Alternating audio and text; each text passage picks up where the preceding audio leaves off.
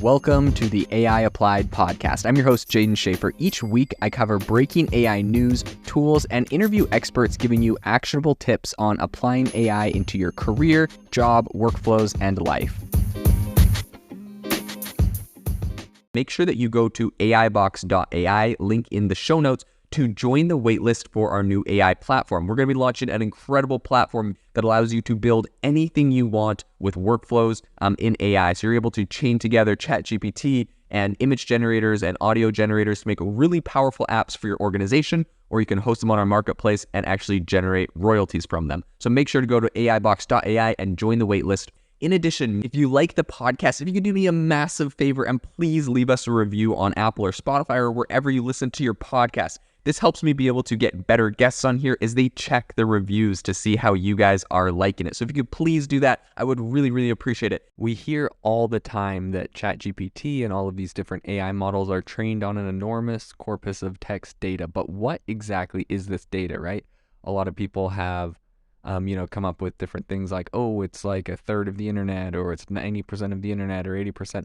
Today on the podcast, we're going to talk about what exactly is inside the black box known as ChatGPT, Google, Facebook, all of these different AI companies that are training their AI models on data. We're going to be talking about what exactly this data is, what's inside it, and what are the actual websites.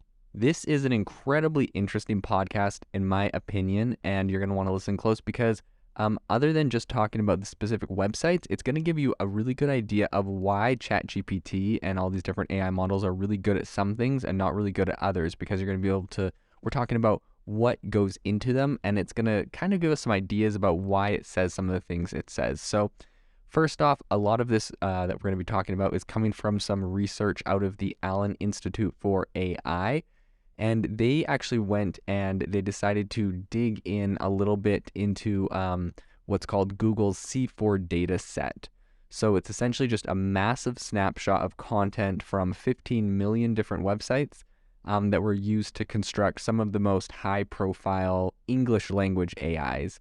And so that would be Google's T5 and Facebook's Llama.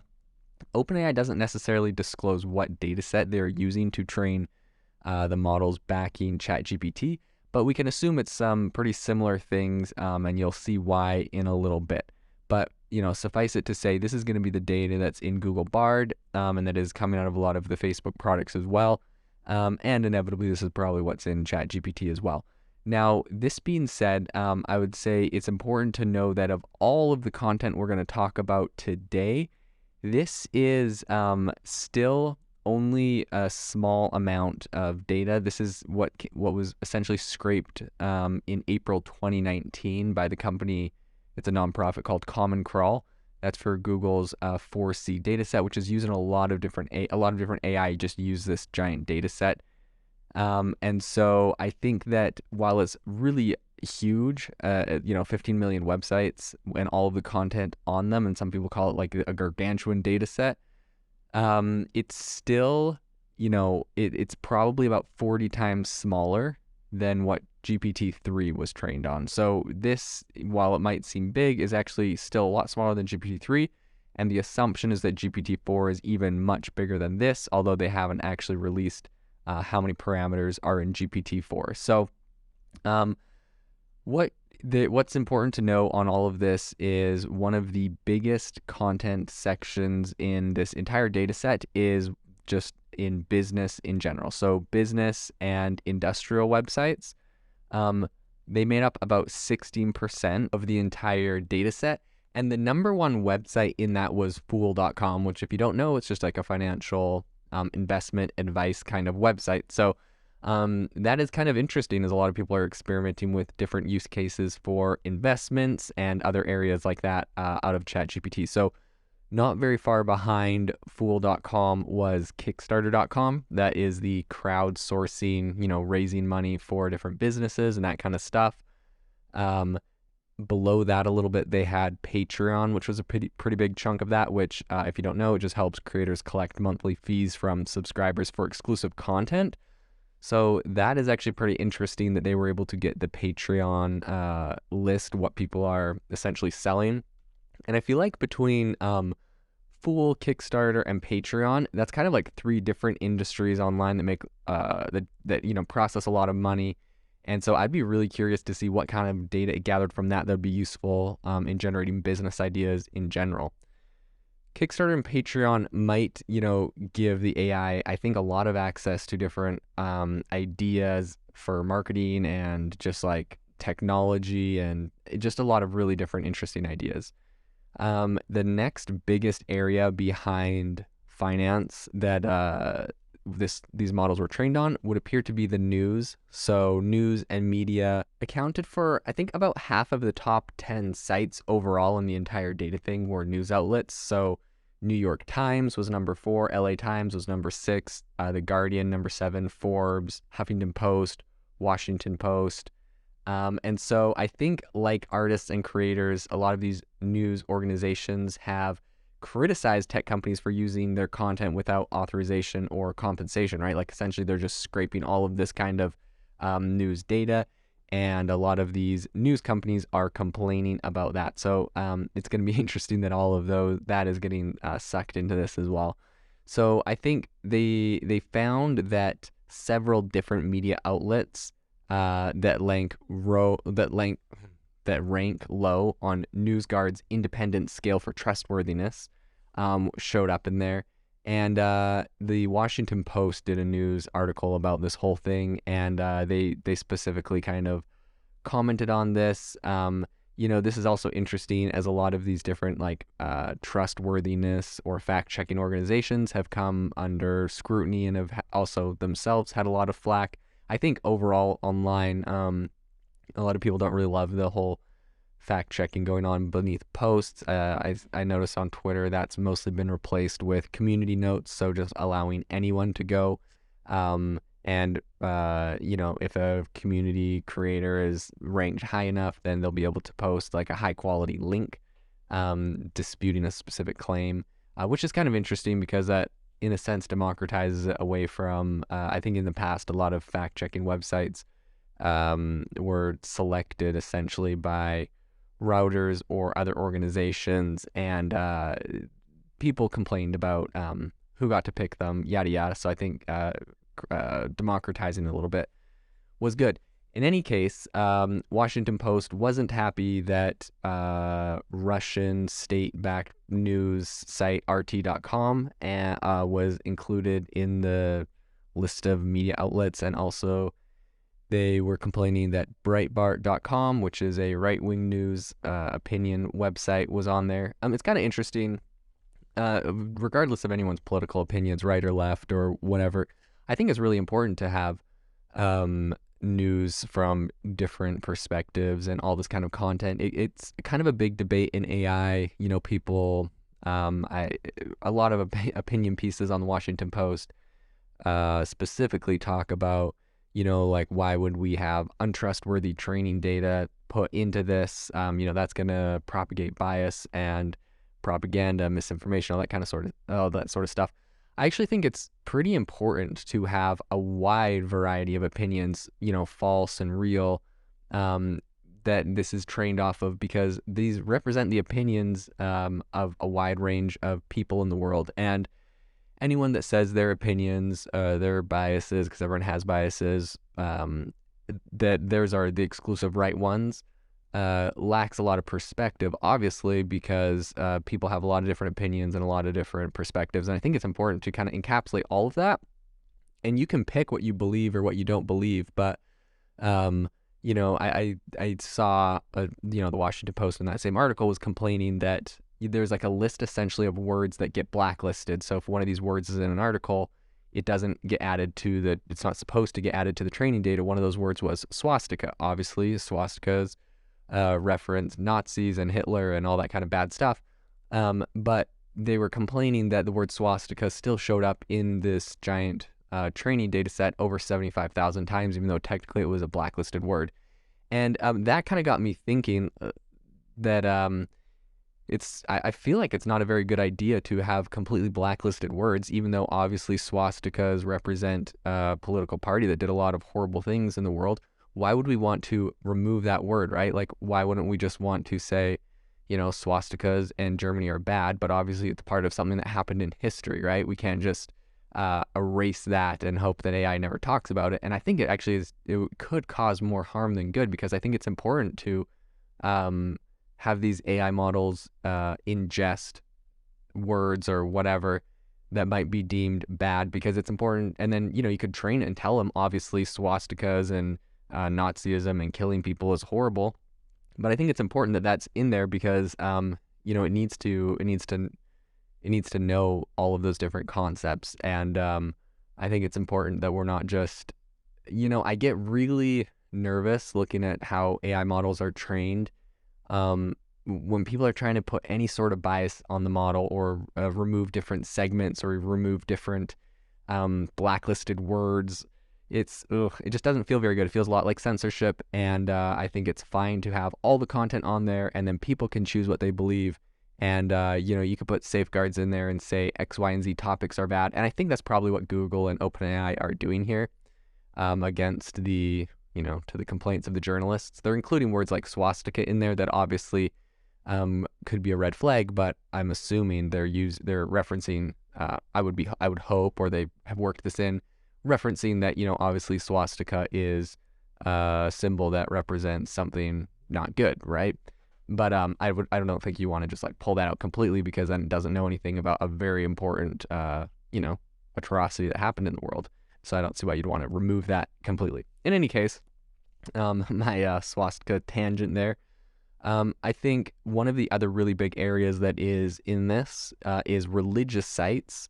I think about 5% of all the content were religious sites. Obviously, this makes sense, right? There's over 1 billion Muslims in the world. There's over 1 billion Christians in the world. These are, very large percentages of the population. So I don't think that's shocking, despite some commentators, I don't know, having different opinions on that.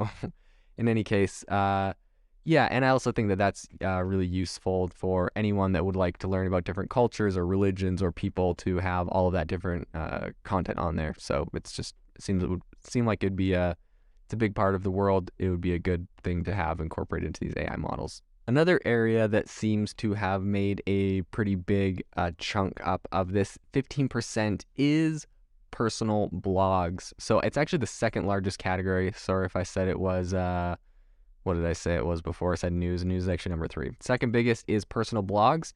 The one other really interesting thing about this that I forgot to mention at the beginning is that 30% of all the content that is in this giant data set that's used for so many different AI models is currently not available online anymore, meaning it was websites that expired, they got taken down, people removed them, changed the URL, whatever it is. And the reason why I bring this up and why I think this is so important is because if you think about it, Google that collected this giant data set, 30% of all the content they collected is now essentially exclusive to them, right? They have like 30% of it is gone now, so they're the only ones with it. And it's going to be interesting because people are talking about, claiming rights to their data. Reddit recently said they're going to start charging companies to train models off of Reddit, which was a really big part of OpenAI's data set for ChatGPT.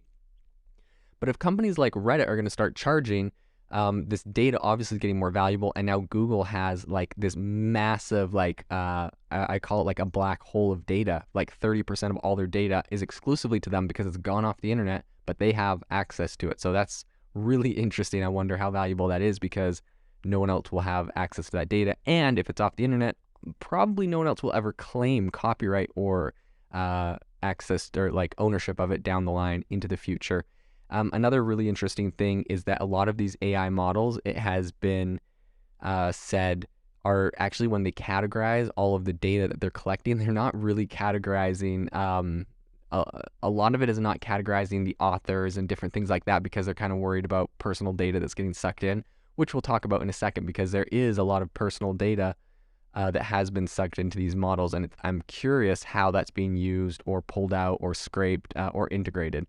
But in any case, as we were talking about, number 2 biggest chunk of this entire thing is personal blogs, and that includes a lot of different platforms like sites.google.com, which can be, anything from, like a Catholic preschool in New Jersey to a judo club in, New York, whatever. So these are all just random things.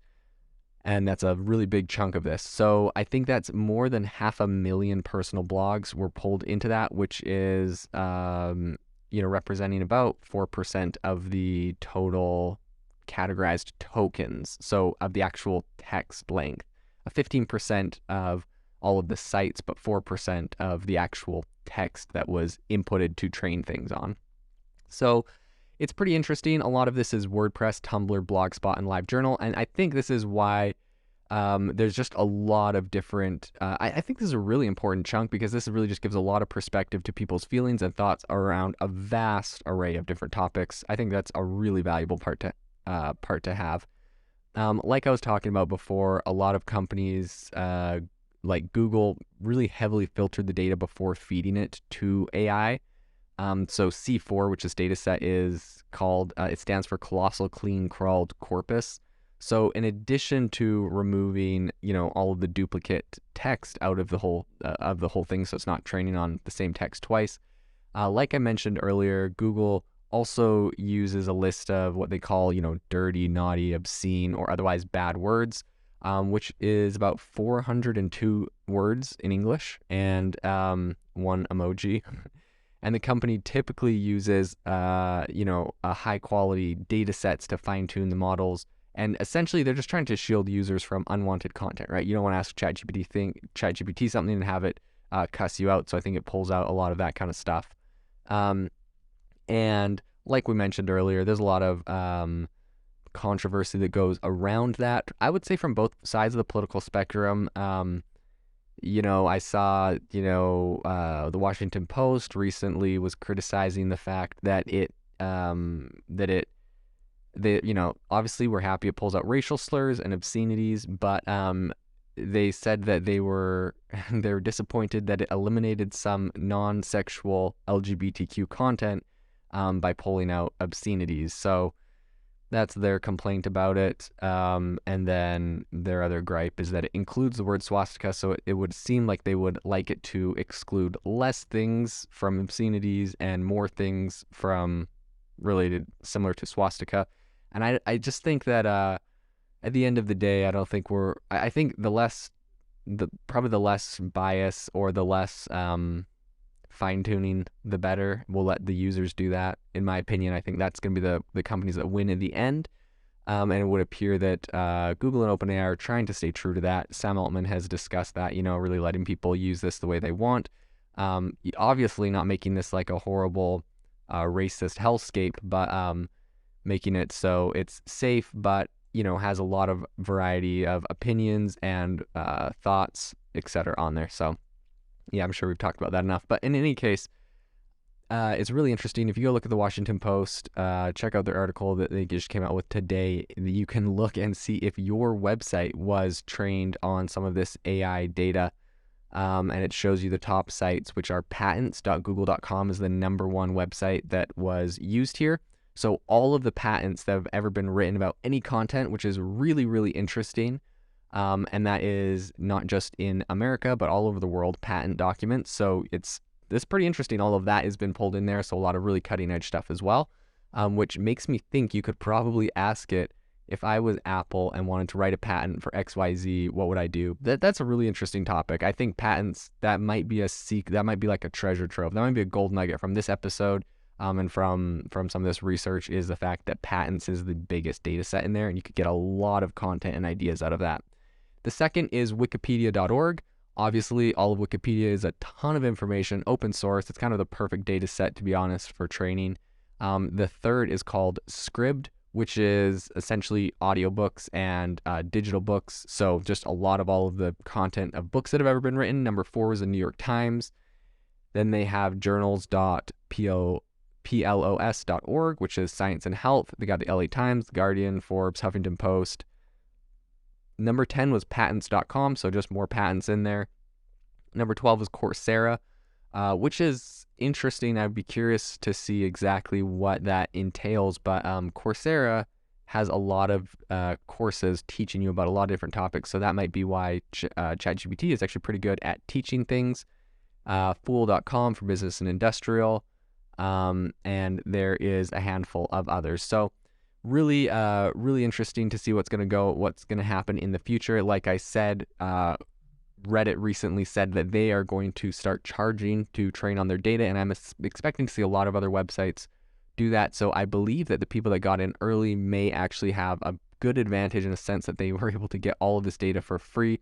ChatGPT, OpenAI trained off a lot of Twitter data before Twitter shut off its API, and now we see that Elon is going to make an AI play, probably training off of a lot of Twitter data as well. So it's going to be really interesting to see what happens in the future in this whole industry. This was a long podcast today for me. Usually I try to do 10-minute bites. We're at over 20 minutes, so I'll leave you guys here. But I hope you have a wonderful rest of your day. If you are looking for an innovative and creative community of people using ChatGPT, you need to join our ChatGPT creators community. I'll drop a link in the description to this podcast. We'd love to see you there, where we share tips and tricks of what is working in ChatGPT. It's a lot easier than a podcast, as you can see screenshots, you can share and comment on things that are currently working. So if this sounds interesting to you, check out the link in the comment. We'd love to have you in the community.